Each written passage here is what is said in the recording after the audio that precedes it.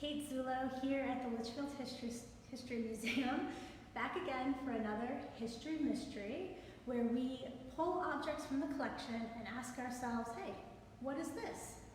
I'm really glad that you are all joining us here on Facebook. We are doing this live, so if you have any questions for me while it's live, feel free to type them and I will try to answer your questions. Now, I don't know about you, but I'm finding during this time of quarantine that it's a little hard to keep a schedule. Days keep running together, and sometimes I even lose track of what week we're in. But one thing is certain, that every morning the sun rises and in the evening the sun sets.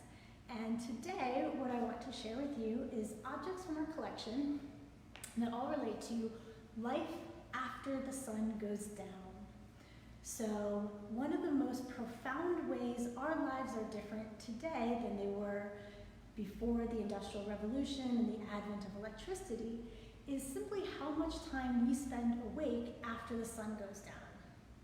Before we had these sources of light, oftentimes when the sun went down, it simply meant the end of the day. You were not going to get anything productive done in the dark, so most people simply went to sleep.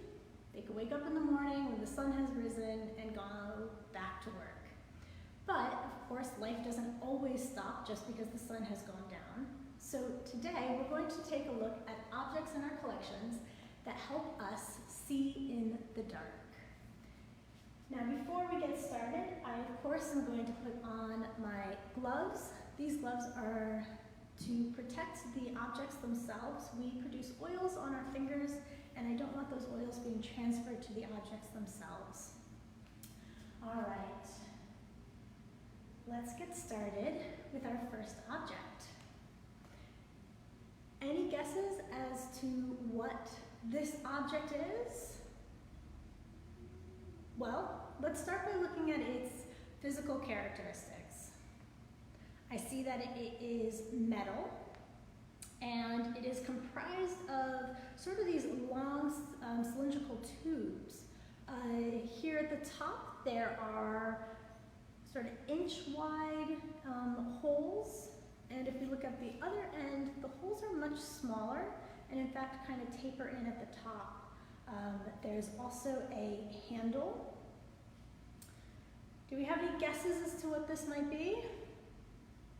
Well, if you guessed candle mold, you would be correct. This is a mold that was used to make taper candles. We know candles, of course, are comprised of two main parts. One is going to be the wick, and the other is going to be the wax. So this candle mold comes from the early to mid 18th century, and at the time the candle wicks would have been made of cotton, so they would have been like a braided or a twisted cotton, and there were four main substances that would have been used for the wax. The one you may be most familiar with is beeswax. Beeswax, of course, smells great.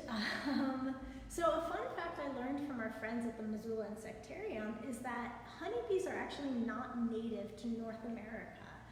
North America does have about 4,500 different species of native bees, but most of them are a type that are solitary, so they're not living in big hives producing honeycomb or beeswax that could be harvested.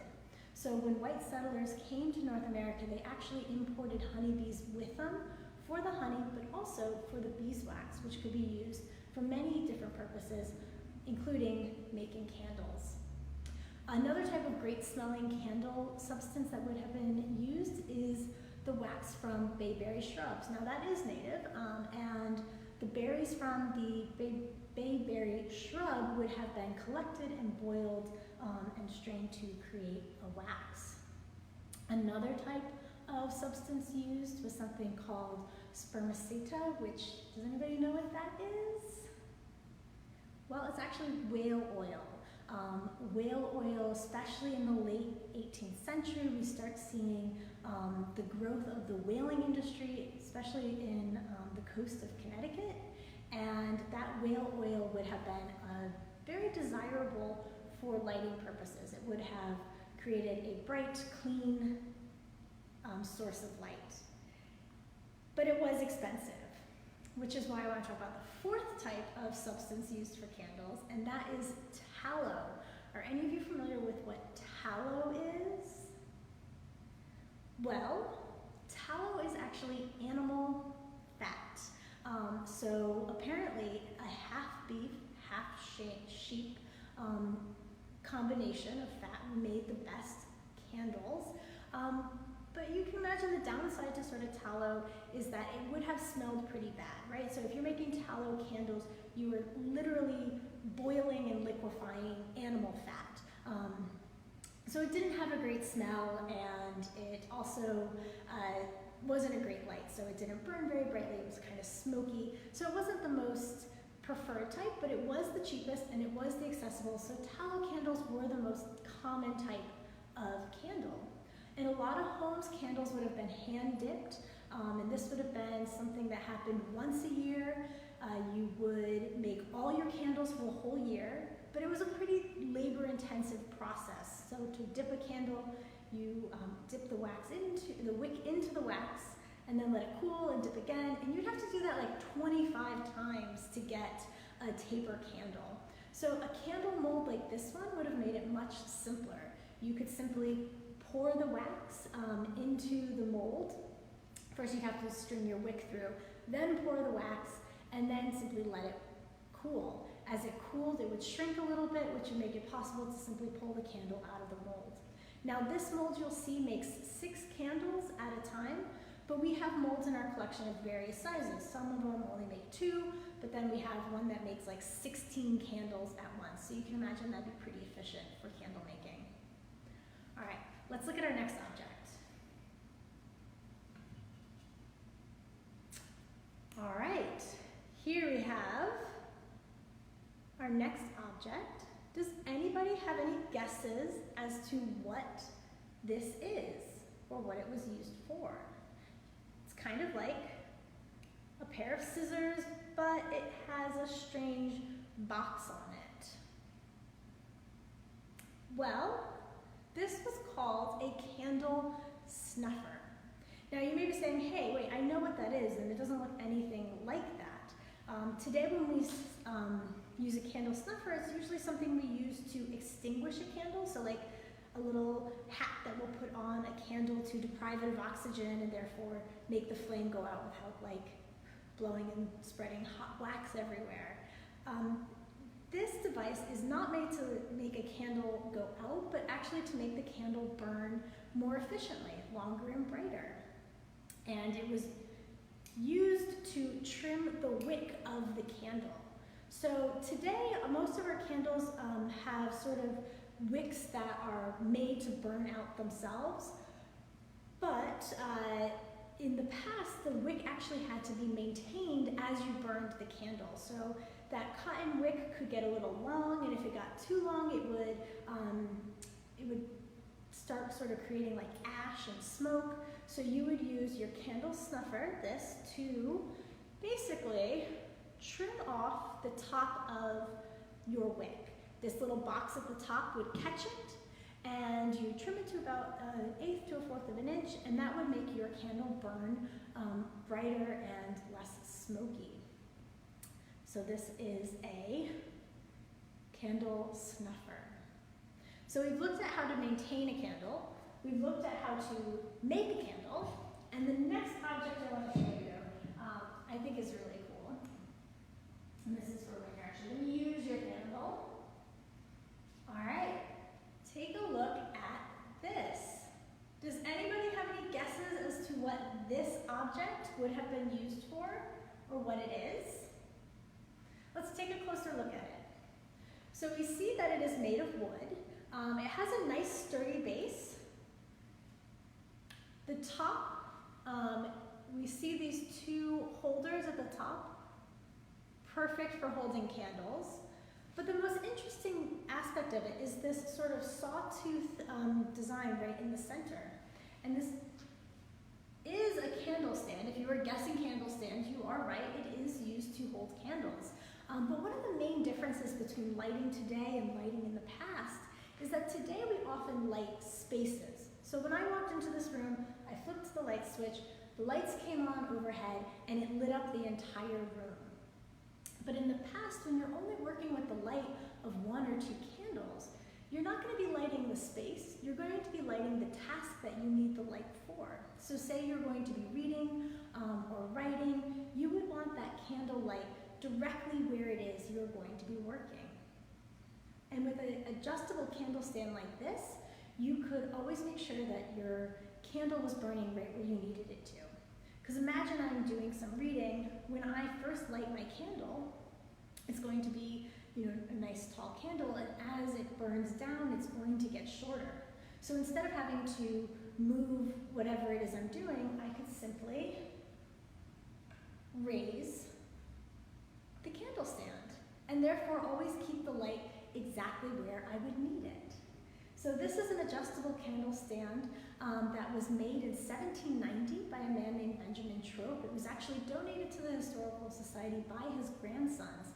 And it's a really fascinating piece of technology that we really don't have any use for anymore. So we don't really see adjustable candle stands the same way they would have been pretty prevalent in the past. Okay. All right. So, moving a bit away from candles, here is our next object. Has anybody seen anything like this before, or know what this might be? Let's take a closer look at it. So I see that it's made out of metal, and it does have several moving parts. So it has this that opens. If we look inside, there's like a well and a spout right there. Also, there's a handle that comes up and a hook right at the top. And then the last piece of this is this little hook that we have, this little poker. So any guesses as to what this might be or what it might be used for? Well, if you were going to guess oil lamp, you would be right. This is an oil lamp. This one is called a Betty lamp. Betty lamps are really common. They basically were comprised of a few pieces. We have the well here, which is where our oil would go. We have this spigot right here, which is where the wick with a piece of linen would go in there. It would absorb the oil, and then you would light that. This, of course, has a closing door, so you could close it so you're not like spilling oil everywhere. And then we have the hook, which you could use to hang it or carry it. This little guy here, this was used to pull the wick out. So the more wick you had showing, the brighter of a flame you would create, but of course also the faster you would burn your oil. So you'd have to sort of balance between how much light you need and how much oil you had. So this is one form of oil light. I have another oil lamp here as well. This oil lamp is kind of based off of a candlestick. We have the handle here, we have a little well at the top, and then we have this wick can be removed, the oil could be entered here, and then this wick could be lit, and of course it would have to be maintained, just like we saw with the candle snuffers. That would also have to be trimmed. Now these oil lamps both come from the 18th century, and interesting, oil lamps have been around for really thousands of years. So the earliest oil lamps were things made out of stone. We also see clay oil lamps, and those really predate human written history, right? So stone lamps go back, tens of thousands of years. And there was really not much technologically different between those very primitive oil lamps and the ones that we see here. Essentially just a wick floating in oil. But when we get into the 1800s, we start seeing more advancements in oil, and we see oil become much more common in people's households, especially as the whaling industry really takes off. So we looked at candles that are made out of things like tallow and beeswax, things that all can be found here in Litchfield. But when we're talking about the use of whale oil, you're probably wondering, how are people in Litchfield accessing whale oil? You know, we're not anywhere close to the coast. Well, I have some objects that I pulled from our archive that will tell us a little bit more about that story. So I want to introduce you to a man named Elihu Harrison, and he had a shop here in Litchfield. So he was from South Farms, which was now Morris, but used to be part of Litchfield. And in the 1825, he opened a general store here in the center of town. And I have some of the receipts from his shop. So let's take a look at those. I'm just going to turn the camera around. I'm not going to turn the camera around, okay. So take a look. Let me see how to do this. Sorry, folks. There it is. Okay. I have my hand over the camera. Great. So here we go. Here is a receipt from where he is purchasing objects wholesale from a supplier in New Haven. And if we take a look, we see the date, so we have 1828 as the date, and we see he's buying things like coffee, molasses, and also candles. So here he's buying a box of candles, and in another receipt from, also from 1828, we see in addition to the tea and sugar and raisins he's buying, if we come down to here, we also see him buying lamp oil. So he is buying large quantities of this down in New Haven, as well as all of these other supplies. And then he is coming here to Litchfield and he is reselling them. So the last object from the archive to show you is an example of him reselling that same lamp oil here in Litchfield. So here he is selling in 1827 to a Mr. Walker, and he's selling him just a quart of lamp oil. So a little bit about sort of the economy that was based on lighting up our rooms. So like I said, from 1820 on, as I'm putting my hand over the camera, from 1820 on, from the 1820s on, we start seeing really rapid improvements in technology. New types of oil lamps that burn more efficiently are coming onto the market. In the 1850s, we see the development of kerosene as a type of oil.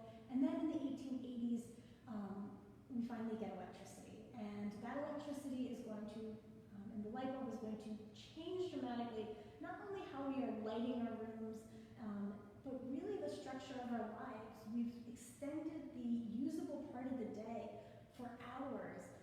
So after the sun goes down, think of everything that you do, whether you cook dinner or read a book or watch a movie. All of that is possible now that we have sort of electric lighting. But it hasn't really divorced us from, of course, having our days also influenced by sort of the natural cycle. So we know spring is coming, which means we have longer, sunnier days, and that is certainly something I am looking forward to. I want to thank you all for coming to this history mystery, where we can look at sort of the objects that help us see in the dark. We'll be back here again on Tuesday for a coffee with the curator, so that's where you bring a cup of coffee and we'll provide the curator. And then I'll be back next Friday for more history mysteries.